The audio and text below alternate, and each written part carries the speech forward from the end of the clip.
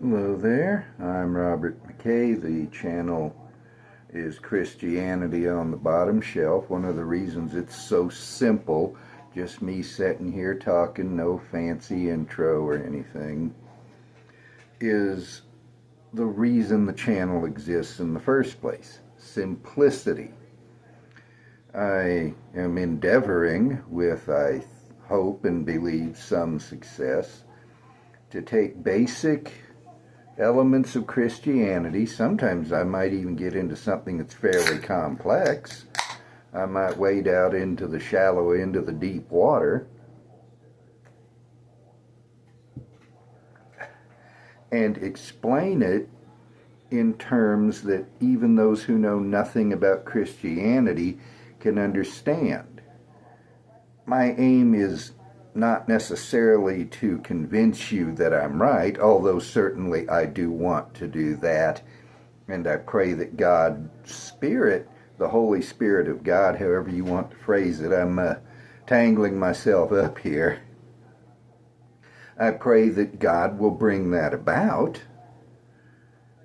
but I at least want those who are not Christians, who don't know much about Christianity, who even are enemies of Christianity, to understand what it is we're dealing with. And I need to hit pause. You're going to see it stop, or you're just going to see a blink, and I'll be right back. I try to make it my habit to bring my handkerchief here to the kitchen table when I record, or when I'm setting up to record, because I know that as soon as I start talking, my allergies will kick in, but I forgot. And so I hit pause while I went and got it. Anyway, I'm trying to make things comprehensible to those who know little or nothing about Christianity. And I said those who are not Christians. If you're a new Christian, I think you can profit from this channel as well. None of us start off knowing everything. There was a time when I could not have spoke for 3 minutes on any of the subjects I've ever covered on this channel.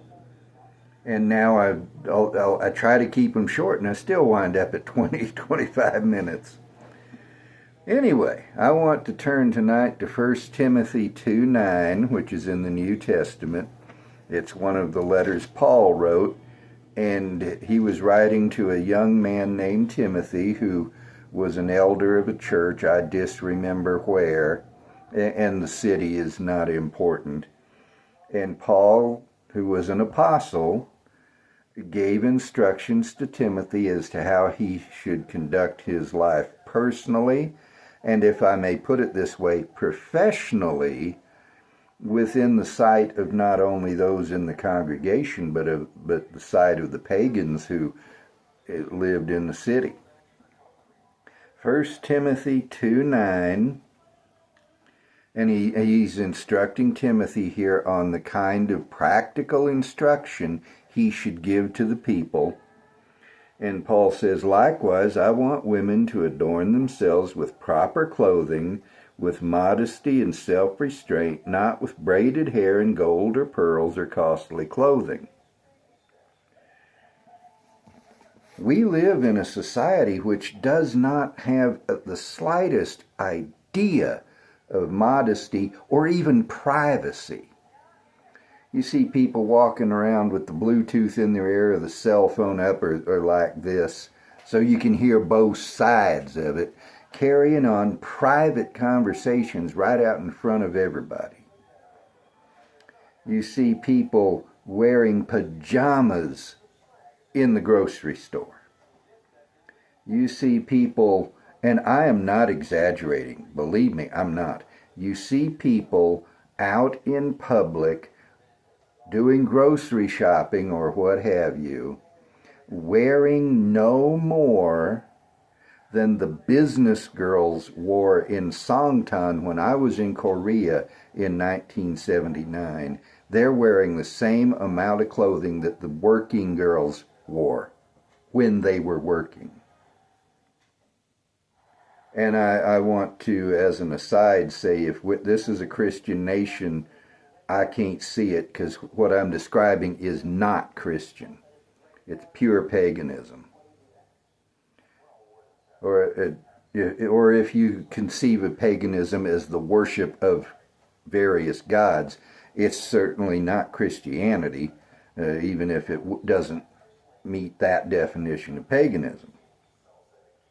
And that is certainly a problem. Let me put it this way. I've been married 46 years. I know what a woman looks like. I don't need to see somebody showing it to me all day, every day in public. And there was a time when a woman who dressed like that would have been ashamed to go out in public. She wouldn't dress like that to begin with. There was a time when you had to go down on certain street corners to find women who dressed like that. And now they have no shame. They show just about everything. And there are parts of this country where, at least on certain days, women parade around topless or pure indeed naked without shame.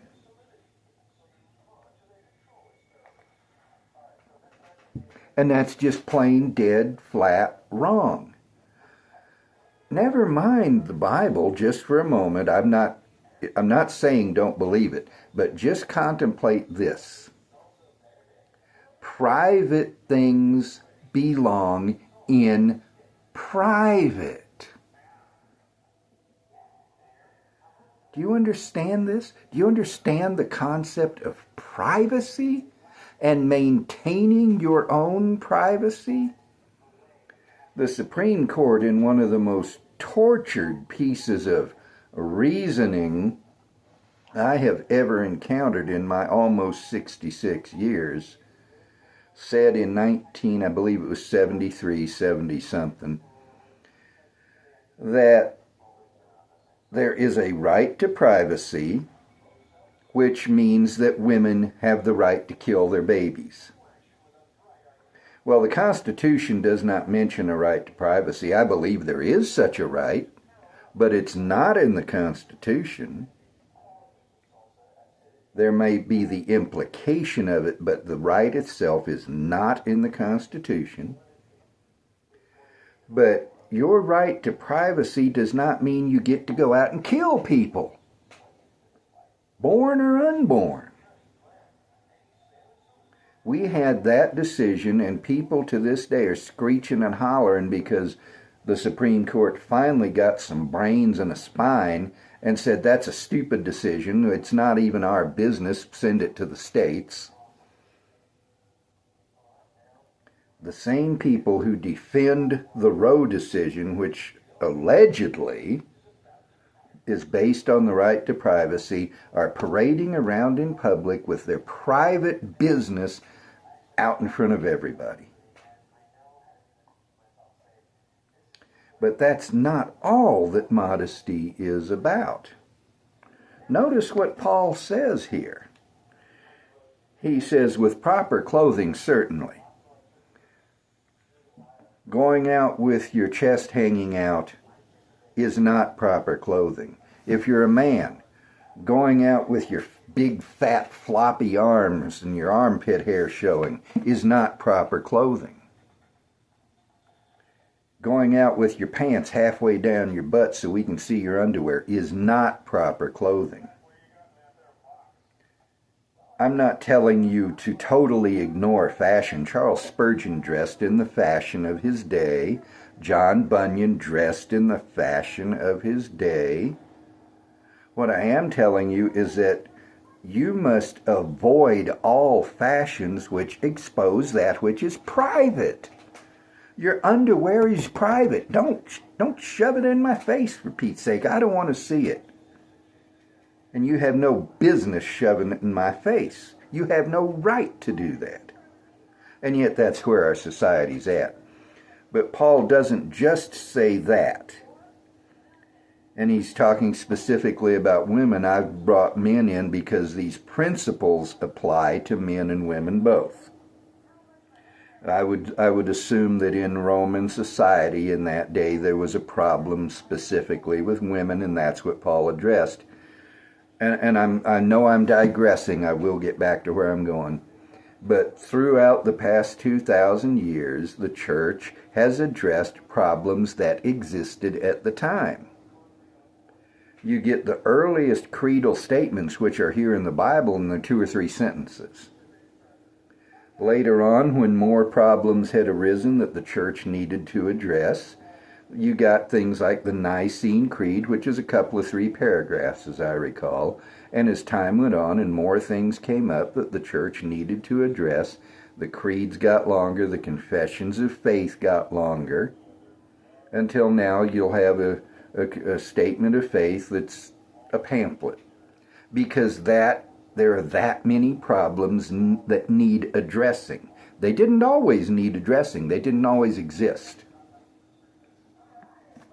And so Paul is speaking of women because that was the situation he was dealing with.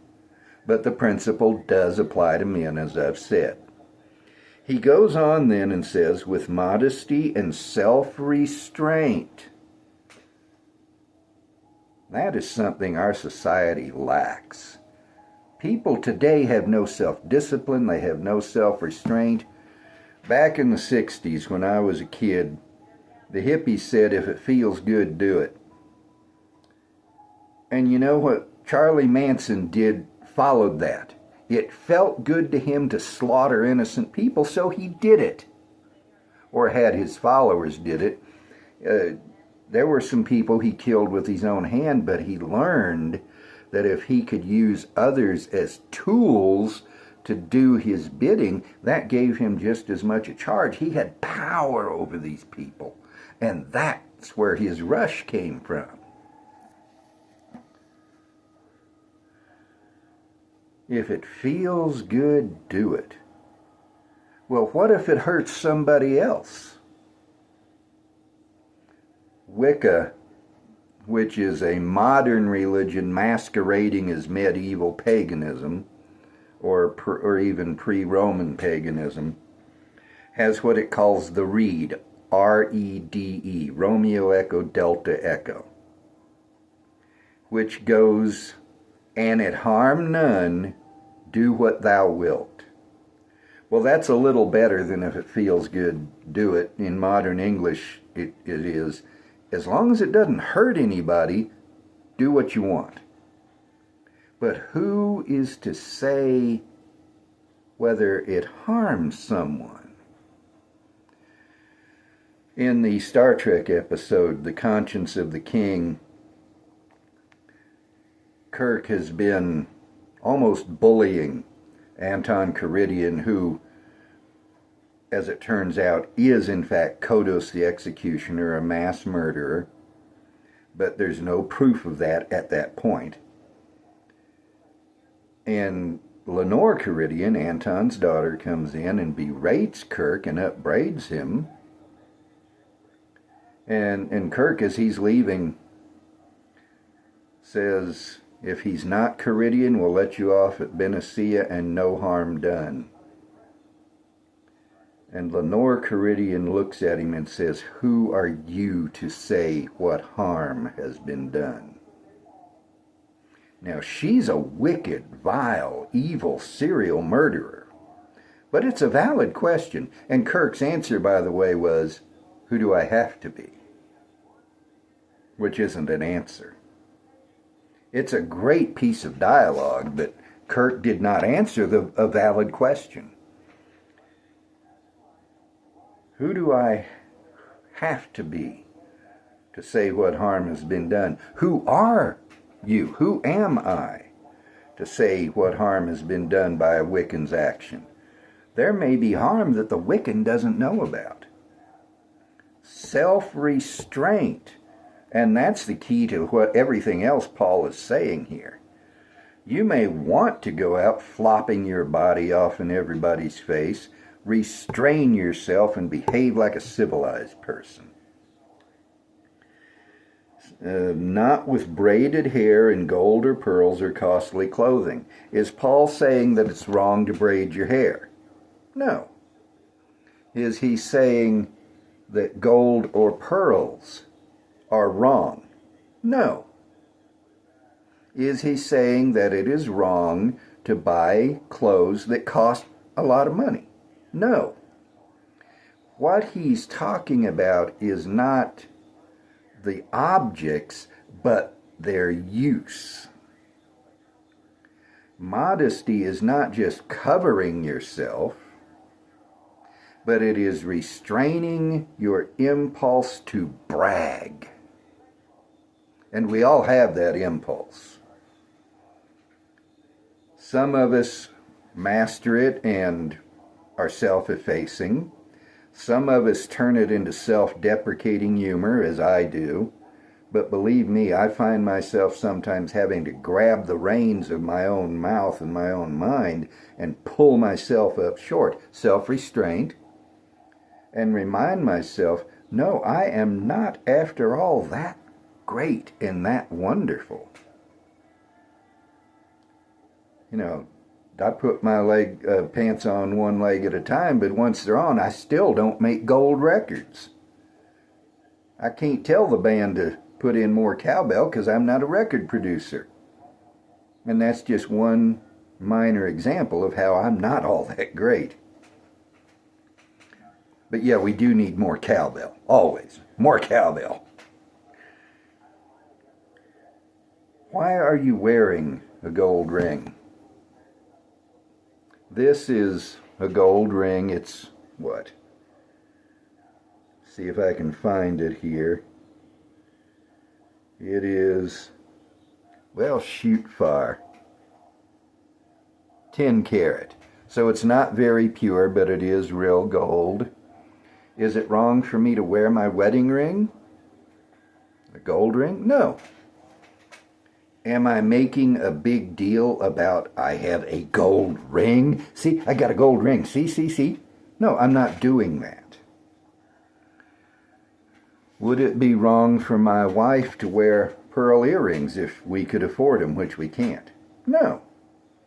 But if she goes around saying, look at my pearl earrings. Look. See, I'm rich. I got pearl earrings. That would be wrong. Is it wrong for Melania Trump to wear expensive clothes? No. Her clothes, in the pictures I've seen of her, I've never met the lady, never will. If I do, she'll speak better English than I do. I can speak good English, and I do when the occasion calls for it. But you've also, if you watched any of my videos, seen that I'm a hick and I talk like it.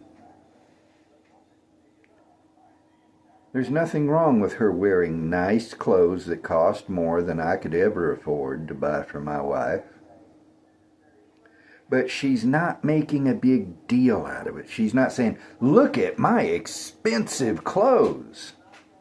Now, there are people who shove their gold in your face, who shove their pearls in their face, who shove their expensive clothes in their face, who build this big, what they call a McMansion, this ostentatious stuff. Conspicuous consumption is the old term. A number of years ago, I was in a church with a man who was an instructor pilot, and he liked to go up every New Year's Eve and fly at night and bring the new year in that way.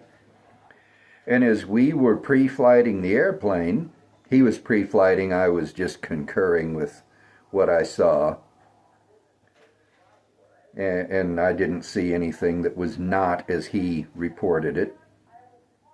But he said the number one reason why pilots get killed in preventable crashes is what they term ostentatious display. Not just flying the airplane, but showing off and getting so wrapped up in showing off that you crash your airplane because you're not paying attention to anything else. That is the same principle that Paul is talking about here. Modesty means you're not showing off. It means you have a proper appreciation of who and what you are, which is not much in some cases and in some ways for all of us. Maybe you have enough money that you can afford a 97 bathroom house, but it's just you and your wife, so you don't build that monstrosity. You build something more modest. Maybe you can afford a 79-foot-long limousine, but instead you settle for a standard limo, which you use as your office going to and from.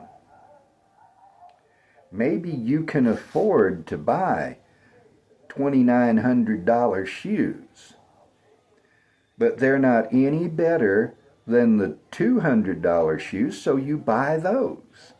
And even at that, you don't shove them in other people's face and say, "Look at my shoes." That's what Paul's talking about. He's talking about not showing off. That's what modesty is, not showing off. Whether it's not displaying your body for everybody to drool over, or not throwing your wealth in everybody's face. It's about not showing off. Christianity is a practical religion. Yes, it has some doctrine. It has deep doctrine, but doctrine, if you're truly a Christian, affects how you live. And really, when you get down to it, the self-restraint, the modesty Paul is talking about here, comes from having the same mind that was in Christ Jesus, who did not cling on to his God or to his rights as God, but humbled himself even to the point of dying on the cross. That's the kind of mind we ought to have, and when we have that mind, we're not going to be showing off. Then we will be truly modest.